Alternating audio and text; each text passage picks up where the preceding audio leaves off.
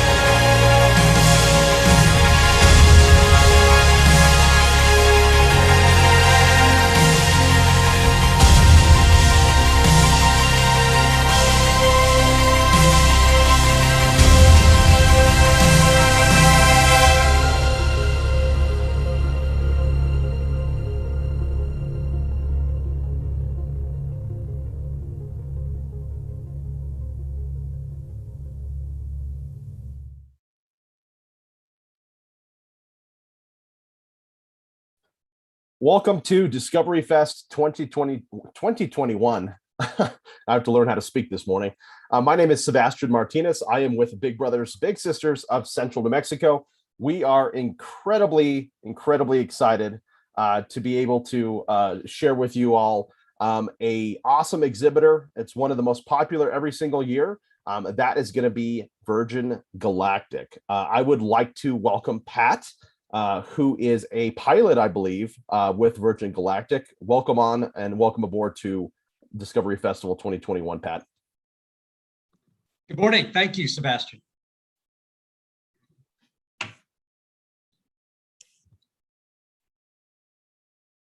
Is it over to me, Sebastian? Yep, over to you, Pat. Okay, right on. When I was in elementary school, I had a conversation with my uncle one day, and he inspired me to pursue a career in engineering and in flying. I was about 9 years old. We were at Grandma and Grandpa's house. It was like a summer vacation or weekend, 4th of July, burgers on the grill and dogs. And I didn't know him all that well, but he had been visiting and we were talking, and he told me about his experience when he was younger. He was interested in rockets. He would do all these science experiments, lighting off rockets, and that sort of led him into the Navy, where he was a pilot and he flew helicopters around aircraft carriers. And I was this young, impressionable kid, and that just sort of really inspired me. And ever since then, it sort of put me on a course that led me to my career as an engineer and a pilot and a test pilot, and where I am today with Virgin Galactic. I am Patrick Moran. In a previous life, my call sign was Oxy in the Marine Corps, and I am excited to be here today to speak with you all about Virgin Galactic, but more about STEAM, really, right? Science, technology, engineering, arts, and math. And I'm hoping that I can maybe inspire some of you to pursue a career in this awesome world. And some of you that already are inspired maybe don't need inspiration, but I also want to talk about some of the opportunities at Virgin Galactic for folks that are interested in STEAM and in general in the industry, and not just opportunities that are really out there, but also a path to get there. Because you may be like me, that young 9-year-old, like, how do I get from where I am today to do these awesome things out there? And I want to sort of connect the dots. So let me bring up my awesome presentation here to share with you all, if I can find that. Let's see. And bear with me here. Now I can't seem to find it.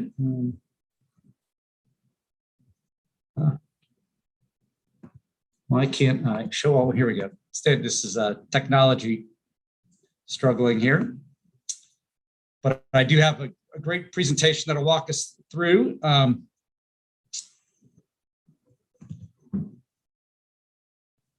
right, so you should see a PowerPoint. Or Sebastian, how are we looking? Can you guys see this?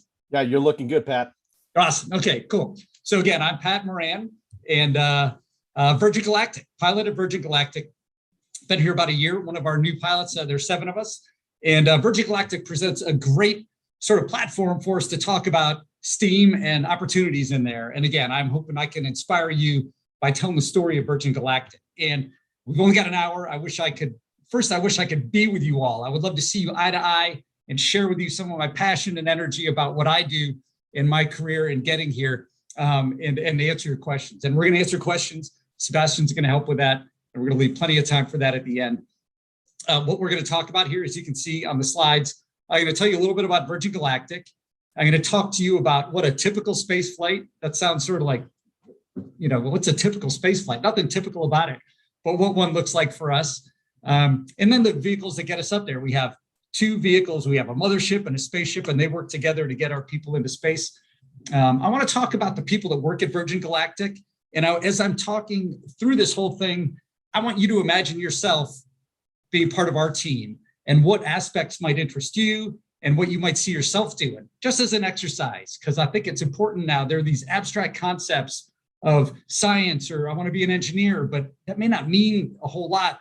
But when you have like specific examples of what those jobs are and what those people do, that'll really help you as you figure out what you want to do and how to get there. And that's what I want to really spend. The most important part of this is examples of STEAM in our company and in general, and how you can get there from where you are today, whether you're, in elementary school or you're a high school senior trying to figure out where to go to college and study. All that is sort of going to get us there. Okay, so I would ask you guys, if I were there in the room with you, I'd say, who is this gentleman? And some of you might know him as Richard Branson. And he is the sort of the founder, the heart and soul of our company at Virgin Galactic. He's a British gentleman, an entrepreneur, an explorer, an adventurer, and he has a passion for space. Because of his business adventures, he happened to have some spare financial power to start this business of Virgin Galactic, which is the world's first commercial space line. At Virgin Galactic, we take people to space, people that want to explore space and have always wanted to go. In the past, you've had to go to NASA or be a government-sponsored astronaut, but things are changing now. And Virgin Galactic is a pioneer on the frontier of democratizing space so that more and more people can go, which is pretty awesome. It's great to be a part of that awesome endeavor. So Richard Branson, the story of Virgin Galactic starts about 20 years ago. And there was this X Prize that was put out there. And it was evocative of aviation competitions in the early days. Many of you have heard of the Wright brothers, Orville and Wilbur, and they, had the first aircraft, right? And after that, people in the industry tried to encourage people in aviation to break new barriers. You might have heard of Charles Lindbergh, who was the first person to cross the Atlantic Ocean in the Spirit of St. Louis. He competed with a lot of other people to do that because there was a prize out there. And so fast forward 100 years, 2001, and there's this X Prize, $10 million to the company, non-governmental company, that could send a spaceship up to space twice in 2 weeks. So a lot of folks thought that's a pretty cool endeavor. And this company, Scaled Composites, created this 2-vehicle solution. On the left, you've got the Spaceship One, and on the right, Spaceship One is mated to the mothership, the White Knight. And that concept won the Ansari X Prize back, I think it was in 2004. And now Richard Branson, who we met on the previous slide, had a vehicle, so to speak, to which he could achieve his dream of democratizing space. So he engaged with this company. He said, I love this concept. I want to build on it. And we did. You can see in the top left, this is Spaceship One, which we saw a moment ago, and now Spaceship Two. This is the current spaceship that we fly to space at Virgin Galactic. In fact, Sir Richard Branson went to space with us in this in July. So it's much bigger, about twice as big, carries 6 passengers, has 2 pilots. This is Spaceship Two, as opposed to Spaceship One. So we're going to look at the big picture, how we bring these vehicles together. If you remember 2 slides ago, we had the mothership and the spaceship mated together. And here's a picture of, again, the mothership that carries the spaceship. And we're going to talk about the profile, how we get the spaceship up to space here in a minute. But the mothership, and we'll talk more about it here in a moment. I think I said it's like a conventional airplane, although it looks a little unconventional, but it flies, has these 4 engines, and it flies, takes off and lands like a regular airplane. And then the spaceship, of course, a little different. It's got a rocket, which you can see on the back there. And we light the rocket and the spaceship goes zorching into space. Here, I've got a slide of what that mission profile looks like. And so what I want you to do now is you can look at the slide, but I'm sort of going to tell you the story of how we get these spaceships to space, okay? It starts in the bottom left. We take the spaceship and the mothership and we have to put them together. I've got a cool video in a moment that'll show that. In our hangar, we put the spaceship up on a pylon that's in the middle of the mothership, and then they're ready to go. We get our passengers, we load them in there, 2 pilots get up in front, and the whole kit and caboodle launches and takes off in southern New Mexico here. We're at Spaceport America, which is about 50 miles north of Las Cruces and about 200 miles south of Albuquerque, just right there along the Rio Grande Valley. So they go down the runway, take off like a normal airplane. And so that's takeoff, right? And we go up to about 50,000 feet, and then the mothership drops the spaceship. And the spaceship hits a big red button, which lights the rocket, and it goes supersonic, and then it pulls straight up, and you can see here in the boost phase, the spaceship goes straight up into outer space. Get up to space, and now we're in 0 gravity. Our passengers can get out of their seats and float around and do flips and high fives and just enjoy the experience of 0 gravity while they're looking down on the Earth from the darkness of space. And it's just a totally life-changing experience to get that perspective on Earth. And that's really part of why we do this, to help those people get that experience and bring it back and share it with the rest of humanity and to inspire folks. But nevertheless, all good things must come to an end. And eventually the Earth's gravity does bring the spaceship back down into the atmosphere in the re-entry phase here on the right. I forgot to grab the model. There's a really cool thing our spaceship does that we'll talk about. It comes back down in a different configuration than a airplane. It actually folds in half. So the wings are pointed up and the body is down, and it comes down sort of like if you've seen the game badminton, where you hit the shuttlecock, we call it, the little birdie that you hit, and it goes really fast, but then it drops straight down every time. And we'll talk more about this, the feather system on our spaceship that brings it in, and then it lands like a conventional airplane back here at Spaceport. So that's the profile. Nothing says it better than a little video. So I'm going to roll the video and narrate a little bit through it. And Sebastian, if the audio is not working, let me know, but it should be pretty good. So let me take you on a ride on the spaceship.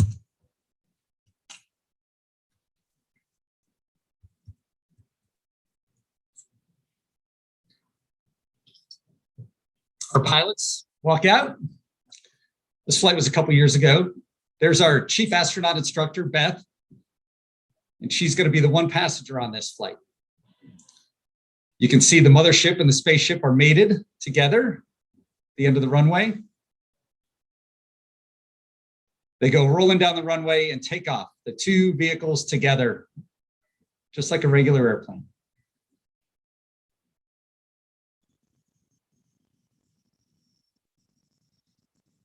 Hey, Pat, the audio is not working on the video. It's not. No. Ah, okay. That's unfortunate. I'll narrate through. Cool sounds. They light the rocket and the spaceship motor goes. You can see it zooming straight up into space. That is such a cool image to see that smoke trail. Space starts at about 264,000 feet. Spaceship goes up to about 300,000 feet. The motor burns, and here's where it bends, it folds. We're now putting the wings go up as the spaceship rolls inverted. Here are the 2 pilots in the cockpit flying the spaceship. Beth is now there in zero gravity. Beth's floating around the cabin. And you can see the view from space. Look at the Earth then. The spaceship comes back in for landing and lands like a normal plane. So we have fun here. I told you we've sort of got this cool spirit. These guys are really excited. Dave there on the right is our chief pilot, and Mike on the left, and Beth. And this is a really big, awesome time. That's what it feels like when you come back from space, right? It's an awesome experience. So sorry the audio sounds like it didn't work, but I think the narrative there helped to walk you through it. And Sebastian, I'm going to pause right there. It looks like I see your picture. All right. Yeah. So we actually have some questions for you. Yeah, let's hear it. The first question is coming from a student in Albuquerque, and they are wondering, what do you mean by democratizing space? Sure. Good question. So there are maybe 700 humans that have ever been to space. Those humans they had to compete, apply to, say, NASA here in the United States. Say 15,000 people apply and they choose 15. It's really hard to become an astronaut. And they go through this rigorous training. It's a whole life commit. You have to commit your career to being an astronaut. So it's very selective, very exclusive. Not a lot of people can do it. So when I say democratize space, what I mean is to make this experience more accessible to the rest of humanity. And we can't take everybody up just yet, but this experience makes it available to more people than it has ever been in the past. We have several hundred, 600, 700, 800 people that have signed up with Virgin Galactic to take them to space. That right there is double those that have ever been in the past. So hopefully it'll become more common, more affordable, and more accessible so that it's not a big deal for folks like you to go in the future. Hopefully that answers your question. That's a really good one. It's a big word. Definitely. So, I mean, kind of piggybacking on that, what would be the reasons why we would want to go into space in the first place? That's a great question. And I could almost answer with a question: who wouldn't want to go to space? It is in our human spirit to explore, to go places that haven't been explored before. We hunger for adventure and checking out new places. And our human history is just full of examples of that. I think Sir Edmund Hillary climbed Mount Everest, and somebody asked him, why did you climb that mountain? And he said, because it was there. So why do we want to go to space? So part of the human adventure, but also there's a lot of resources and science we can learn from going to space.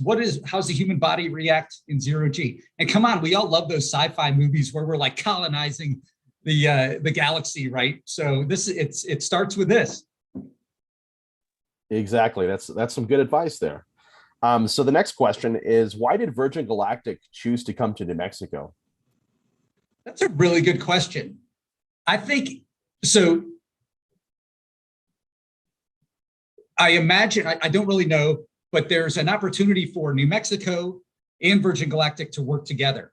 One of the great things about New Mexico, other than the people, I live in Las Cruces. I love it here. The Rio Grande Valley is amazing. I love skiing in Taos. Santa Fe is cool. Those of you in Albuquerque, I still need to explore that town. But so New Mexico is cool. But something it has that other more congested places don't have is wide open spaces.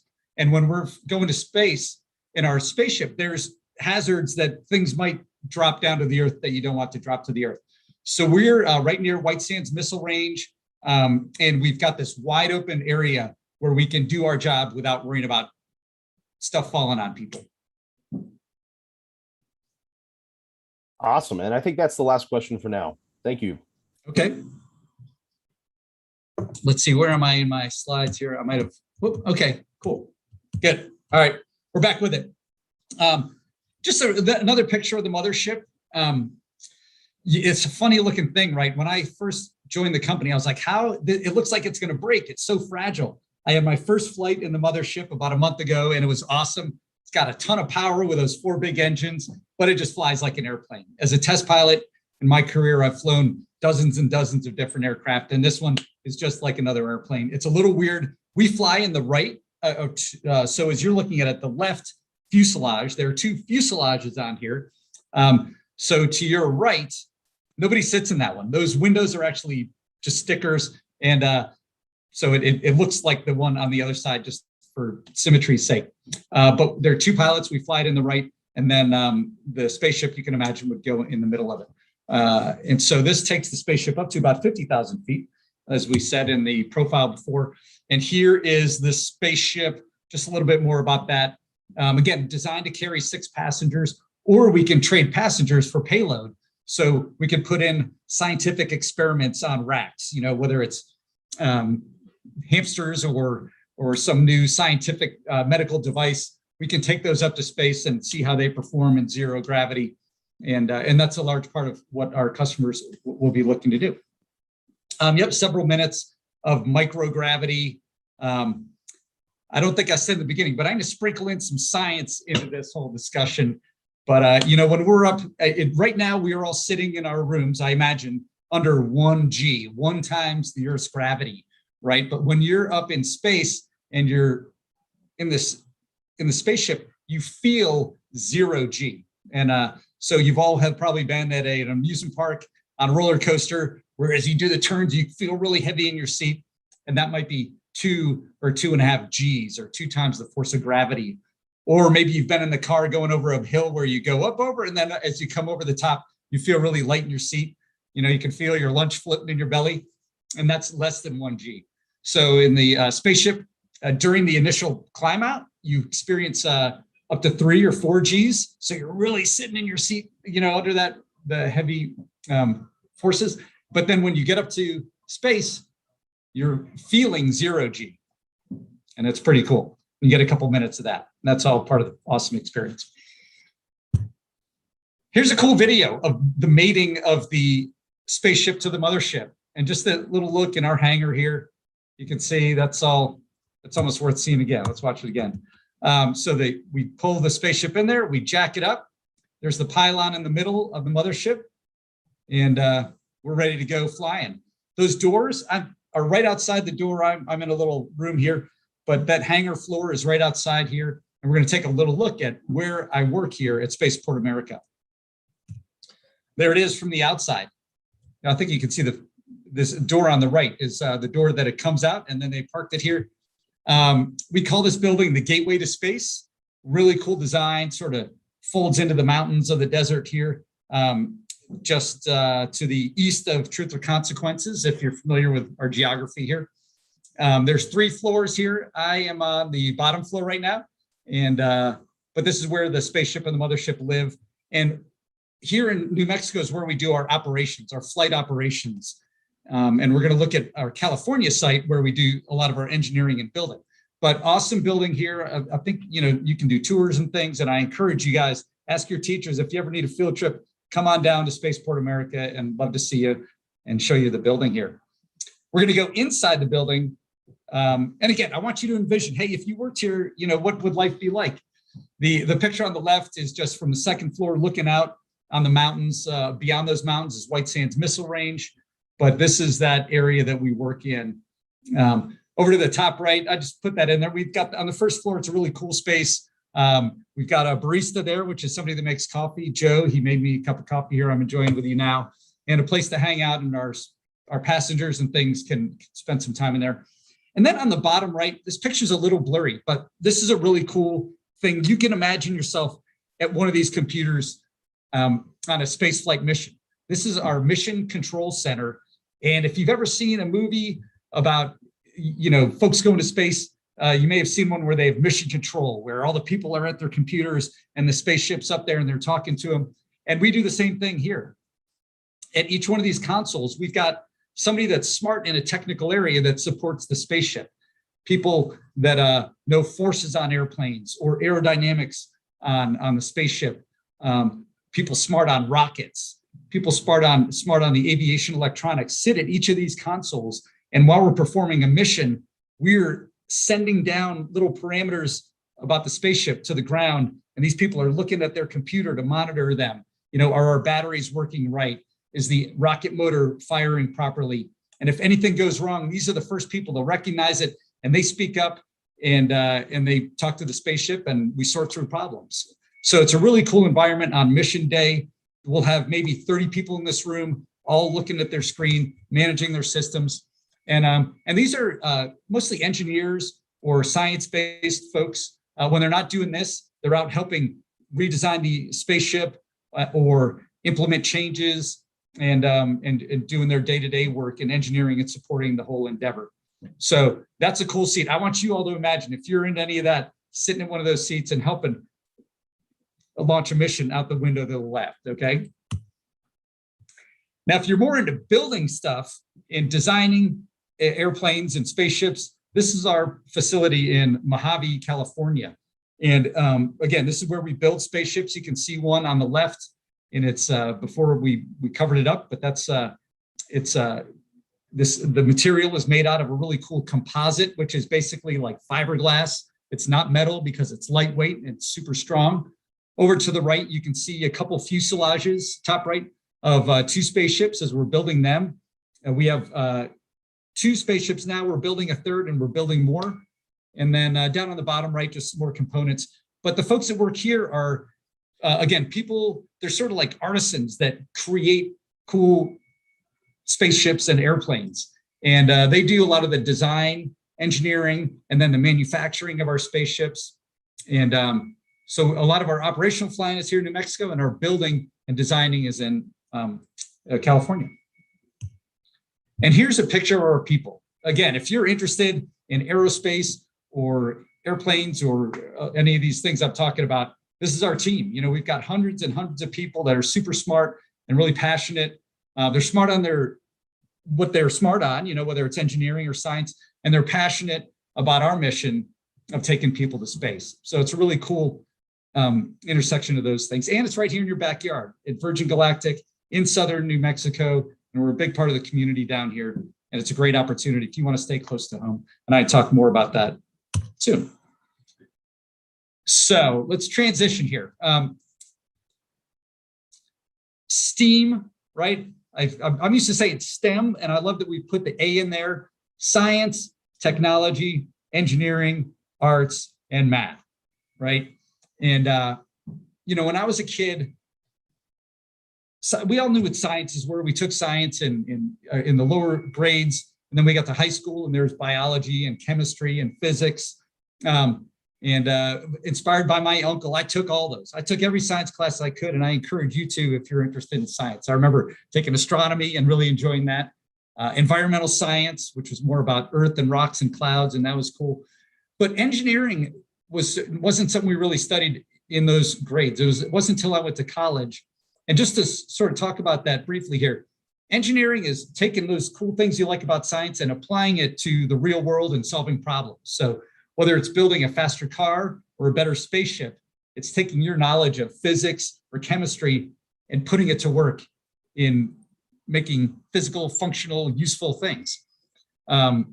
So I digress a little bit there, but we're going to talk a little bit about how science applies to us solving the problems and getting people up to space and back safely and repeatably and reliably. With our spaceship, we have taken a lot of pretty simple concepts and brought them together in a new way, and that's what makes it innovative. Some of the questions we're going to answer here real quick are, how do we get the spaceship into space? How do we fly in space? What's it like in space? And then how do we get back? And I pose these as questions, again, as we put on our science hats, and you can see why I'm wearing my hat. I told Sebastian, the light in here is horrible. I'm way too bright. So, but I put this as questions because in our discussion here, I want you to start thinking like a scientist. And if your science teachers are there, I bet they've talked to you about the scientific method. And hopefully you remember the scientific method has a number of steps, but the first step is ask a question. So we're putting on our science hats here, and we're going to ask some questions and see how Virgin Galactic solved these questions or answered them as we send people to space. First question here is, how do we get the spaceship to space? All right, so I'm going to give you a little science lesson here, okay? We're going to talk about some tidbits of cool things. And my first one is, you know, how do airplanes fly?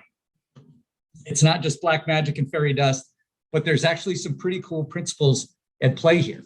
So science lesson number one, how planes fly. There are four big principal forces in flying airplanes. Going forward is thrust. We have some means of pushing the plane forward, and those are our engines, right? That's simple.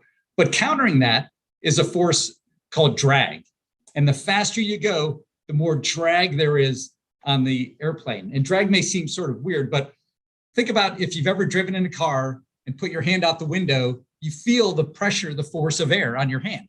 And that's sort of like drag. So the faster you go, the more pressure you get. So there you go. You've got thrust and drag working in opposite directions. Now, we already talked about gravity. We know if we throw, what goes up must come down. So if you throw a ball up in the air, it's going to come down, and that's gravity, the Earth's gravity pulling it down. So to counter the force of gravity and to keep planes flying is lift. And really briefly, lift is this cool principle where if the plane's flying this way, this is your wing, wind goes over the wing and under the wing. And if you shape the wing a certain way, the wind going over the top of the wing will have to go faster than the wind on the bottom part. And just part of our fluid dynamics here is the faster it goes, the less pressure is in that area. So what you get on the wing is less pressure on top, more pressure on the bottom. And so it's a pushing force that counteracts gravity. And that's how planes fly. We're all familiar with that, or we've seen planes on TV if we haven't flown on one. And that's how we get the spaceship up to the first 50,000 feet. It's just a conventional airplane. It's safe, reliable. We're all familiar with it. And it's a really elegant solution to getting the spaceship that first 50,000 feet up into the sky. You're probably familiar with other alternatives where there's a rocket on a launch pad and we just use sheer force and rocket power to get it up there. But it's really heavy and expensive and can be sort of unsafe too. So that's how we get the spaceship the first part of the way up to space. I said that's 50,000 feet and we want to go up to 30,000 feet. So how do we get the rest of the way? And here's a cool video. I love this. There's no sound, so you're not missing anything. We drop the rocket or the spaceship and boom, it lights the rocket. And look at that thing go. They're accelerating out to supersonic, and now they're pulling their nose up into the sky, and they're going to go straight up. They're going about Mach 3 times the speed of sound now, which is super fast. Feeling 3 to 4 Gs. Once they get pure straight up, they just keep on burning straight up into space. So the rocket is a good solution to get the rest of the way up there. I talked about lift on wings. Well, the higher you go in the atmosphere, the less air molecules there are to go over the wing and create that lift, right? Because as you go up into space, there's less and less air till you get to the point where there's no air. So you can't create lift there. That's why we need the rocket motor for the second stage of boost. And not all rocket motors are the same. So we're going to go into science lesson number 2, rocket science. And I feel a little, I didn't tell you, but I'm a Marine by training. And so it's ironic, a Marine talking about rocket science. But before I do, Sebastian has a question for me. Yeah, so we have a few questions, and I figure I'm sorry if we're interrupting, but it's pertaining to what you're showing here. So one of the questions we have is, how is the mothership and the spaceship connected? Is there like retractable connections, or how does that work? Exactly. Let me go back a couple. So, okay, this is great. Can you guys see the mouse moving or the arrow? Can you see that, Sebastian? Yeah, okay, cool. So this thing right here in the middle of the wing is called a pylon, and it has 3 hooks, just three hooks that connect to the spaceship. So there's like one there and one on the other side and one up front. And then we just flip a switch and the hooks release and they drop it. Cool. And it looks also, the next question we have are about kind of the way they look and kind of what materials they're made out of. They look like they're made out of 2 different materials. Can you explain a little bit about that? Absolutely. So this is actually just like a wrapping. Imagine like Reynolds wrap or something like that, a coating, stickers basically that we put on the spaceship. I'll go back a little bit here. See the top left picture? That's what they look like without anything on them. And that's that fiberglass. So underneath the wrapping is this, and the wrapping not only makes it look good, but it also is for heat it reflects heat better. Awesome. The last question is about the fuel. What kind of fuel is used? Is there a different type of fuel in each the spaceship and the mothership, or is there a different type of fuel that's used? I love that question. That's a good question. That's exactly what I want to talk about. Because the airplane that uses jet fuel that we fly in our normal airplanes, which is similar to what we use in our cars. But what's really fun to talk about is rocket fuel. So great question. And let's talk about that. So here's a rocket. This is the rocket we put in the spaceship. Many of you have used model rockets where you've got your big tube rocket, and then you buy those cylinders from Target or wherever, and the rocket, what do they call it? Just a rocket, right? And then you go and you have the little igniter and you push it and it lights. That's called a solid rocket motor. And it just uses that solid stuff in there to burn. When you go back to, some of you might be Boy Scouts or whatever, it doesn't matter, somewhere in science, you've learned there are 3 things required to create fire. You need fuel, oxygen, and a heat source. And then there's a chemical reaction and it gets hot and things get exciting. So with a rocket motor, I'm going to talk about a couple options here. There's the solid rocket motor that we use in our toy rockets, which is great. Real simple. You light it and it goes. The bad thing with it is when you light it and it goes, you can't stop it. So imagine you're on a rocket taking off and something bad is going on and you want to stop it from burning. Well, with a solid rocket motor, you can't. It's going to burn until the burning is done. The alternative is, and there's one in the middle, I'm going to talk about the middle one last, is a liquid rocket motor, where we have liquid oxygen and liquid fuel, and we mix them together and light them, and then you've got your plume of flame that comes out and sends it up. So that's really good, because if something goes wrong and you want to stop it, you can just shut a valve off, just like your hose at home. You know, you turn on the valve, you get water. If you don't like the water anymore, you just turn it off. Same thing with liquid rocket motors, where those two, the liquid fuel and the liquid oxygen, mix together. But those are really complicated. They have these pumps inside them and it gets really complex. So what we've done is, for the fuel for our rocket, is use the hybrid solution, where we have a liquid rocket fuel, which is basically like rubber. Think of a hockey puck or a lacrosse ball or something like that, that's in this canister, the black one. And there are open holes that go down through the rubber where we pump liquid oxidizer. So we have a liquid and a solid. We mix them together, we light them on fire, and boom, we've got a rocket.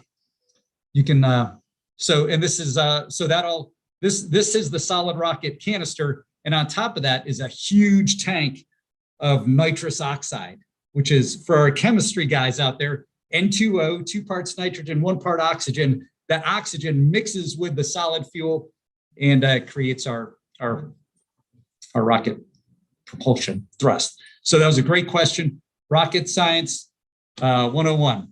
And that's how to answer that last question, how the rocket goes. The next step is we're up in space. And we talked about airplanes flying. There's lift over the wings, they fly. But when we get up to space, there's no air, right? So we can't fly with lift. So now the question is, how do we fly in space?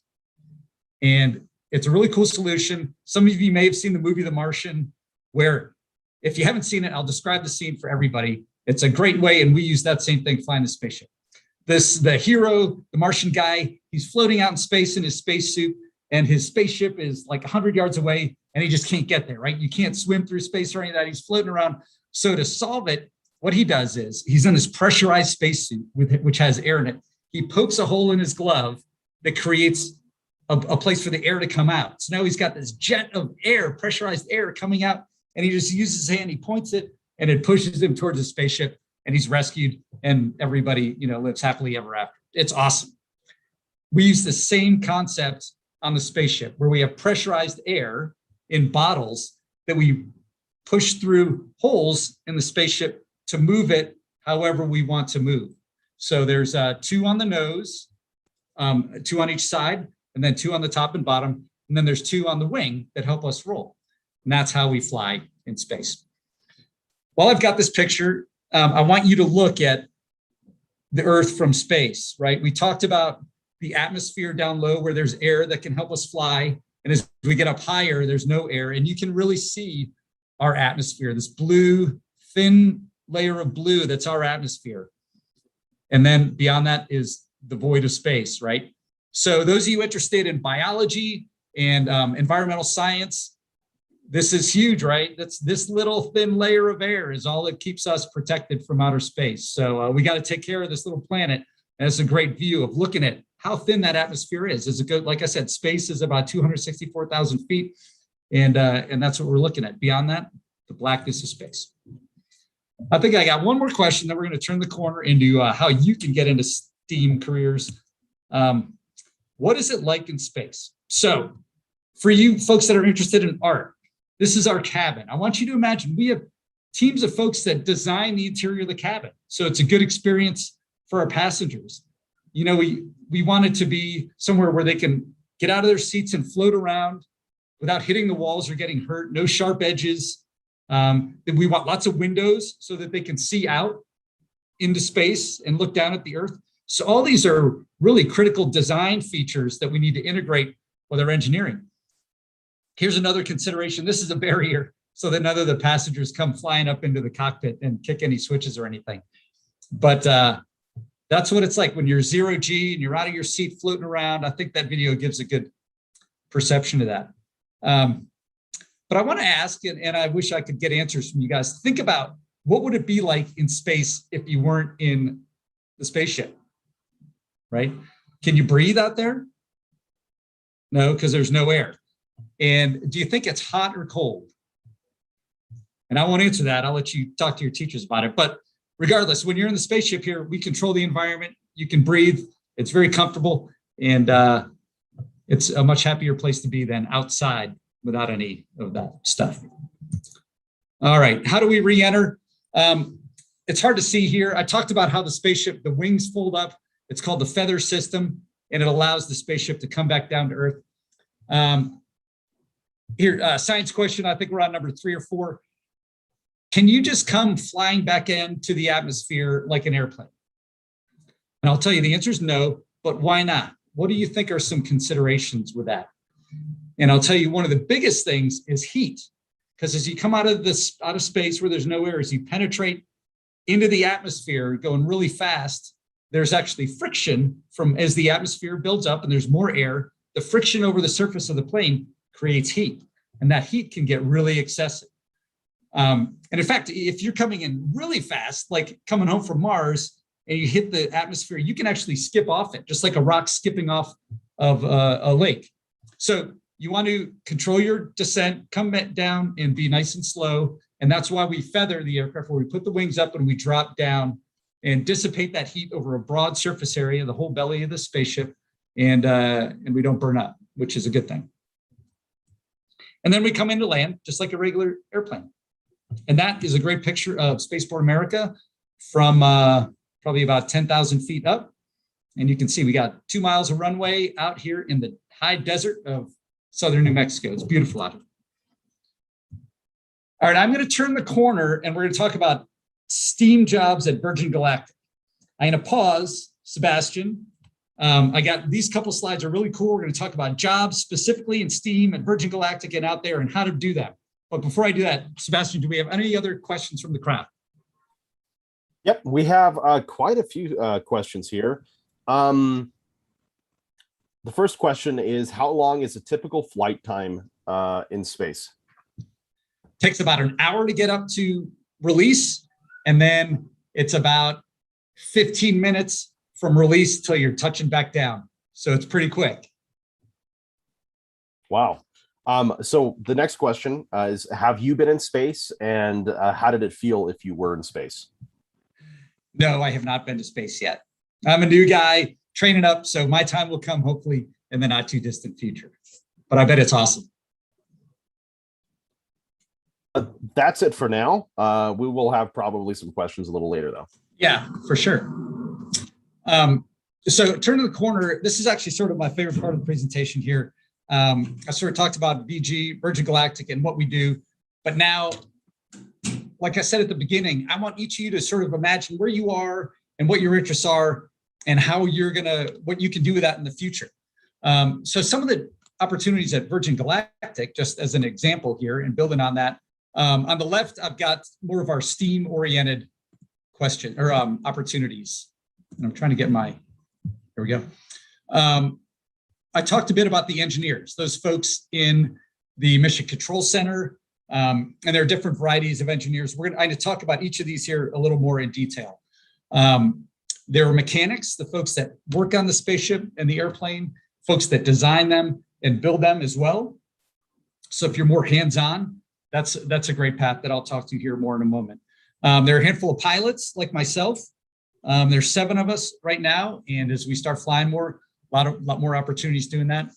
And then along the arts path, I talked about the designers, the folks that are responsible for, and I've got one of our pilots here. He's trying to be really quiet. You're fine, CJ.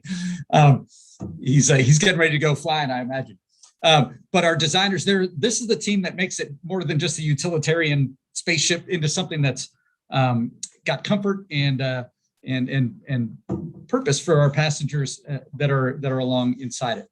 On the right, there's support, and what I want to emphasize here is that Virgin Galactic, it's not only for people in these STEAM careers, but there's a whole army of folks that support the company doing other things. So even if STEAM isn't totally your thing, but you want to be a part of a company that's involved in doing these great things in science and technology, we have a need for that as well. And this goes for other companies, not just Virgin Galactic. We have folks that are in supply and logistics. Getting parts here to keep our airplanes and our spaceships flying is a huge, important thing. Procurement, that's people that buy and sell things. They do contracts with other companies that support us. Information technology, we're all sort of familiar with that, but these are our people smart on computers that keep us communicating. Facilities management, people that take care of that big hangar that I showed you before, keeping that running, keeping the lights on, and those things. We have lawyers, attorneys that take care of us, finance folks that keep us paying the bills and keep our employees paid. We have a doctor here, a flight surgeon that makes sure the pilots are all healthy and our passengers are healthy. Security is a big thing. You know, we can't just let everybody in and out of here. So we have security professionals. Safety is a big deal, and we have professionals dedicated to that. A communications team that helps us. You know, we're a big company. People have questions about it, and they help us articulate our message to the broader public. So these are people that write speeches or do presentations to the outside world.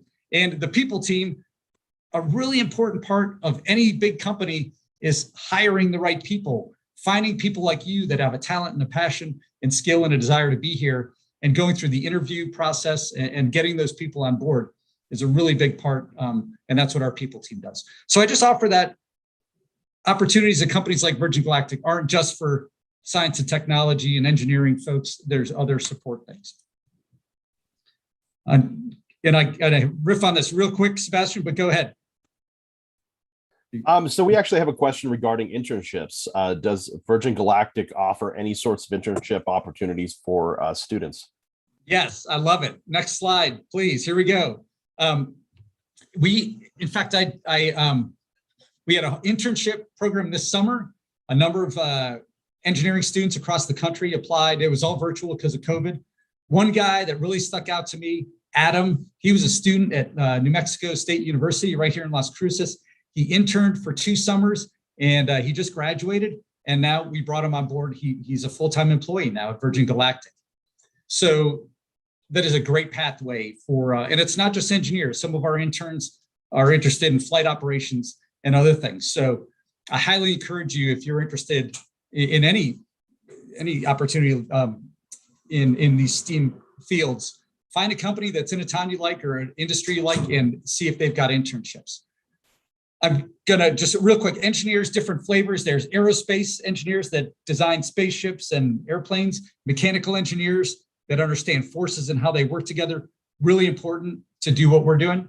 Electrical engineers are smart on circuits, and computer science folks that can do programming, that's all part of our team here. The pathway there, go to high school, take all the science classes you can if you're into that. And then to be an engineer, you need to go to college, study engineering, and get your degree. In the meantime, there's a ton of scholarships out there. And in the internships, like you mentioned, Sebastian, in that question, look for those. I'm going to wrap this up in like 3 minutes, and then we're going to go to more questions. If college isn't your thing, but you love cranking wrenches on airplanes and building things, we have a whole bunch of mechanics out here that keep our airplanes and our spaceships flying safely. And we have a cool name for them. They're called space wrenches, because they're out there. There's a lot of hands-on work to keep these flying safely. Airframes are the structure of the air vehicle. Avionics is a cool word in aviation. It takes aviation and electronics and puts it together in a word that probably didn't exist before, and that's avionics. So if you're smart with computers or screens or those kind of things, our avionics mechanics are important. And then engines. We have engines on the mothership. We have the rockets on the spaceship, and we need mechanics to take care of them and build them. We're building our own rockets. So we have a bunch of people that do that, and that's cool. So how do you become a mechanic? Once you get out of high school, you can either go to a trade school to learn how to do aircraft work, or you can just get on-the-job training. Go to local airport and find an opportunity learning how to be a mechanic on an airplane. And then there's certifications you can get, this airframe and power plant license. And then you're in the business of keeping airplanes and spaceships flying. The other option, I think I mentioned, I went into the military, is to go into the military. And there's a lot of opportunity there to work on airplanes and do some really cool stuff if you want to get into aviation. But there's a whole bunch of things you can do there that would help prepare you for a career in STEAM. Pilots, this is the path I chose. I told you my uncle got me excited about being a pilot. And I've got a cool mix of engineering plus pilot. So I'm a test pilot, which is a really fun path. In the background, you can see the 7 pilots here at Virgin Galactic. My path, I went to college on a scholarship. They paid full tuition and books for me to become a Marine. And then I went to flight school, and I got to fly fighters. I flew off aircraft carriers. I went supersonic. It was awesome. And I got to go to test pilot school. And that sort of geared me for this position here at Virgin Galactic. Alternatively, you don't even need to go to college. You can just go to your local airport and start taking flying lessons. And there's a number of licenses you get, and then you can become an instructor and continue to get hours. And then you can get a job at an airline and go fly for them. And that's a wonderful career. And finally, the designers. Don't know as much about this, but looking at the A in STEAM, I talked about our design folks play a big part of what our company does. My little research I did, I think if you go to college, there's a bachelor's in design, and what a great talent to complement all these engineers. Engineers aren't good designers for creature comforts like comfortable chairs and nice windows. So that is hugely important. All right, so I said I was going to be done. Cool things in STEAM careers out there. And this is going to take 1 minute and then over to Sebastian for questions. I love this new electricity. We all know Tesla cars out there with battery-driven cars. Same is happening in aerospace, where we're building electric motors or hybrid gas and electric.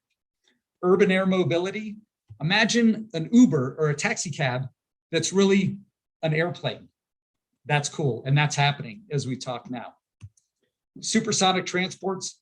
Back in the 70s, there was a plane called the Concorde. It went supersonic from London to the US, or Paris to the US, and they stopped building it, but going supersonic on a commercial airliner. How cool is that? I know United Airlines has just bought a number of supersonic planes, and so that's in the future, and that would be awesome to work on.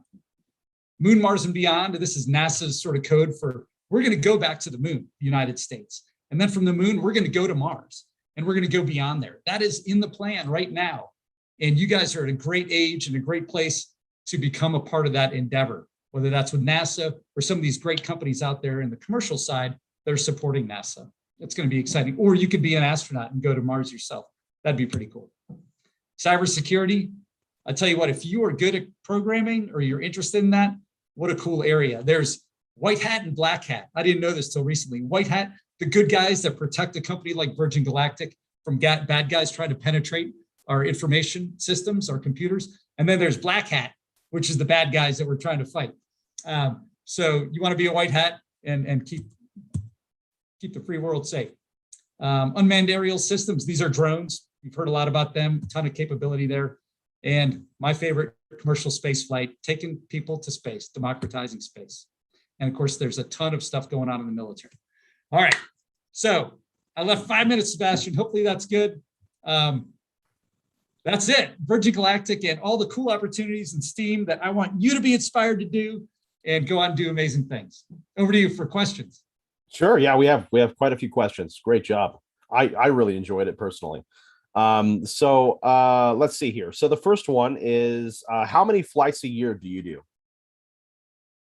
Okay. So we go to space. We went to space, I think, 3 or 4 times this year. We're still a developmental company working through tests, and we're going to be fully commercial coming into the end of next year. And we will go more and more. Our vision is at some point 400 flights a year out of Spaceport America. So we're going to get there by, 1 flight every 3 months, and then 1 flight every month, and then 2 flights a month, and it'll keep increasing. But that is our ambition and our hope. That's awesome. So next question is, being a pilot can be expensive. How do you pay for your training? Great question. Okay. I didn't pay 1 cent for flight training, and I got the best training in the world. So I'd say go be a Marine Corps fighter pilot. But the military is not for everybody, but it is. U.S. Marine military has the best training in the world, and that's a great way to do it for free and get paid for it. If you don't want to do the military, the airlines have great programs, and you'll have to do some research. But I know Southwest has one, United has one, where they take people from basically the street all the way through training to become a pilot with them. So there are programs out there. Or you can go to a flight school and just pay $100,000 to become a pilot. So those are sort of the main options. So maybe talk a little bit about the military. How did the military kind of help you develop as a Virgin Galactic employee, just as a person? Maybe share your experiences a little bit about that. Absolutely. Teamwork, leadership, purposeful mission are all right there, the big ones. I love being a Marine because it was all people passionate and motivated, and I could rely on them every day. And there are other services out there too, but each service, may resonate differently with different people. The leadership experience, early and often in the military, you're given opportunities to lead folks. Whether it's a small group of 4 of you, hey, Pat, today you need to help these guys, go out in the woods and find this thing we're looking for. It starts simple, but after 20 years of that, you get more and more opportunity, you get comfortable with it. And I tell you what, the world needs people that have the aptitude and the appetite to lead. So in school, whether it's a school project or on your team, I encourage all of you to take advantage of those opportunities to be a leader. And it doesn't mean you have to tell people what to do. Really, it's building a consensus and helping other people bring out the best in them. And the great purpose, obviously, at Virgin Galactic, it's fun when everybody is really excited and passionate about what they're doing. It really helps to get to be on that team. Awesome. All righty. Next question is, what is pilot training like? It's almost more fun than it should be. My pilot training in the Marine Corps, I went to Pensacola Beach in Florida for about 6 months, and my only job was to learn how to fly planes. I studied, and you got to study hard, and then I went and flew. And then I just keep going through different phases of flight school. It's much like school in doing a sport. So it's academic and physical all at the same time. But some people think going to college is the hard path. I say it makes life easier, and it's a ton of fun because you get to meet cool people and do good things, and it opens up opportunities like being a pilot. So flight training is fun, and I'll leave it at that.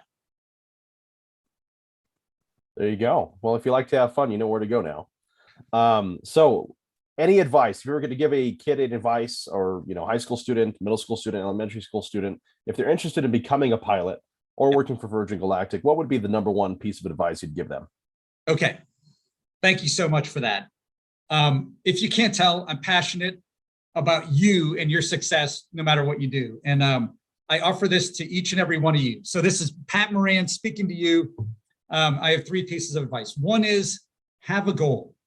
It doesn't have to be too specific, just something out there that gives you direction to work towards, that helps inspire you to study hard for that next test. And your goals will change as life goes on, and that's okay. But as long as you're working towards something, you're always going in the right direction. That's the first thing. Second thing is work hard, okay? It's easy to slack off and go look at YouTube videos and go gaming.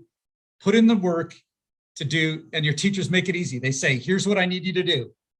Do that work and turn it in on time. And that will build a good habit pattern of working hard. Don't be afraid to raise your hand and do extra work too, for mom and dad taking out the garbage or raking the leaves. So work hard. And the final thing is stay out of trouble. So there are different flavors of trouble at different times in life. And I don't need to tell you what they are. You know what they are, and you know when you're getting into it. So don't, because when you do that, you're going to close doors and other opportunities. All right. So have a goal, work hard, and stay out of trouble, and you can do anything. Awesome. Awesome advice, Pat. Thank you so much for your energy and for your information and for sharing more about this about Virgin Galactic in Discovery Festival. And yeah, thank you so much for your time. And we want to give a special shout out to our sponsors. Our sponsors, we are able to make Discovery Festival possible because of our sponsors. Discovery Festival is actually put on and presented by Honeywell. Honeywell has been a sponsor since the beginning, the presenting sponsor since the beginning of Discovery Festival. So we would like to thank them and the many other sponsors like Virgin Galactic, and for people like Pat and Katie, who make Discovery Festival possible.